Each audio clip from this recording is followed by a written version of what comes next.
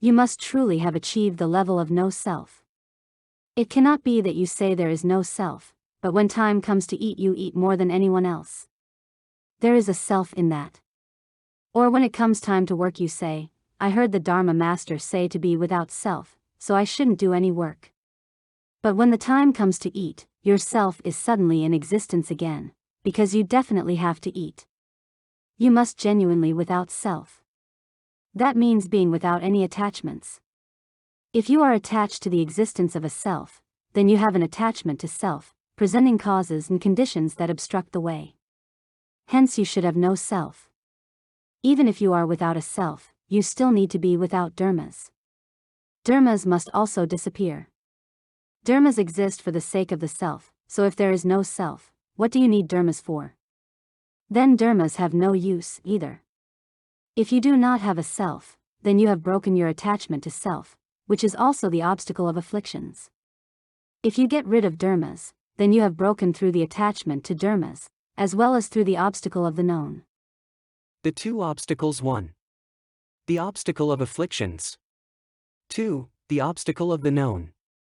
The obstacle of the known manifests when you have not broken through your attachment to dharmas. You say things such as, take a look at me. See? I understand all 600 roles of the Prajna Sutras. I've read them I don't know how many times. I can lecture the Dharma Flower Sutra and explain the Shurangama Sutra.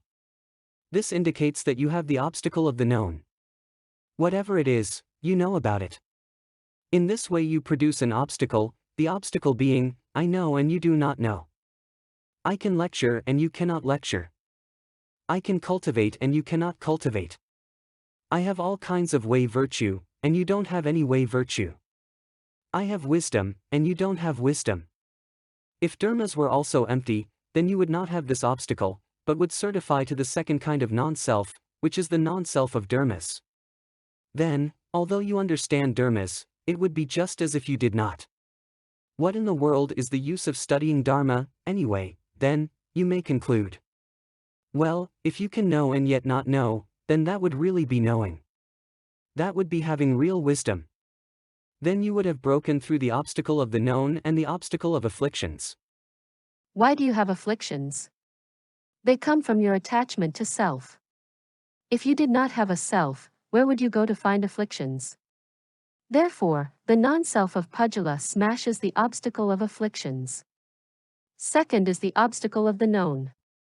The non-self of dharmas smashes the obstacle of the known, so this passage discusses the non-self of Pujala and the non-self of dharmas to explain the last part of the Buddha's quote that began the Shastra, as the world-honored one has said, all dharmas have no self. So it cannot be that you simply break through the attachment to self and yet harbor an attachment to how well you comprehend dharmas. You also have to renounce the thought of understanding dharmas. This absence of self refers to one's view of self, not to the physical body. One should be devoid of a view of self and a view of dharmas. All ordinary people are attached to the existence of a self. Those who manage not to be attached to a self become attached to dharmas. The Buddha knew what was in the minds of living beings, and he wanted to break through their obstacles of afflictions and their obstacles of the known. He spoke all kinds of dharma for the purpose of destroying those obstacles.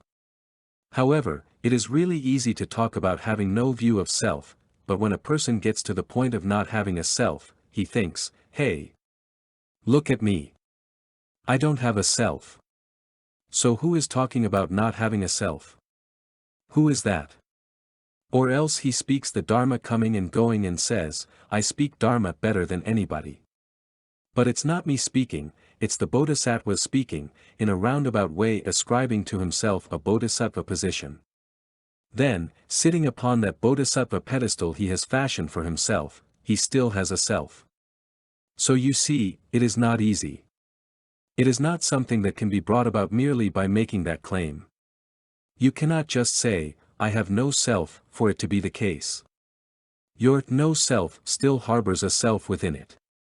So in discussing dharmas you need to understand them in a fundamental way.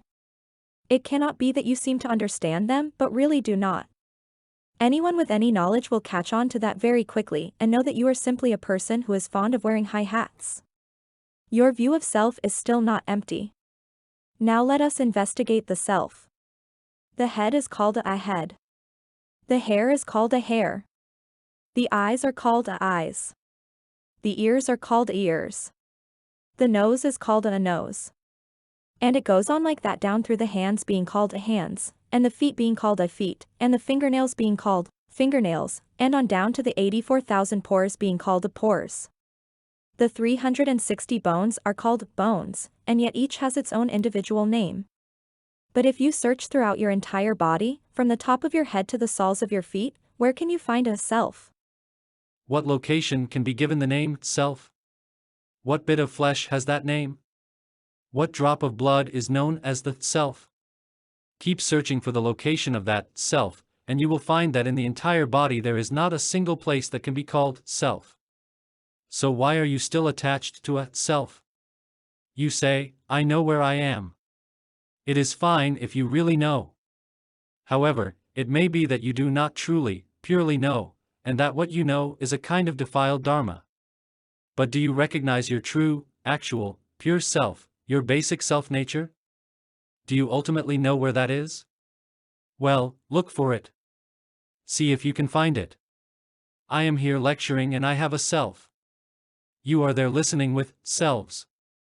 So you wonder, if I don't come and listen to the sutras, does that mean I have no self? No. If you do not come and listen to the sutras, it just means your self is not here listening to the sutras, but it does not mean that your self does not exist. However, if you could be here listening to the sutras as if you were not here, then you would have attained a little bit of skill. Right, someone thinks. I have really got that kind of skill, because just now I had the false thought about going to a bar to drink some wine and about how fine that wine would taste. That is just running off, it is not really being gone.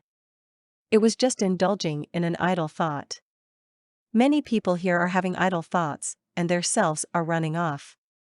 But that does not mean their selves are gone. If you have a self, then it can run off. It should be that there is no going and no coming. You neither run off, nor do you stay. If you are that way, then that is pretty much it. Ultimately, what's it? It is non-self. Now I have finished lecturing the Shastra, and you can just consider it as if I had not said a thing, because there should be no self. I did not lecture and you did not listen. Everyone is devoid of self. This non-self is wonderful, it is the true non-self.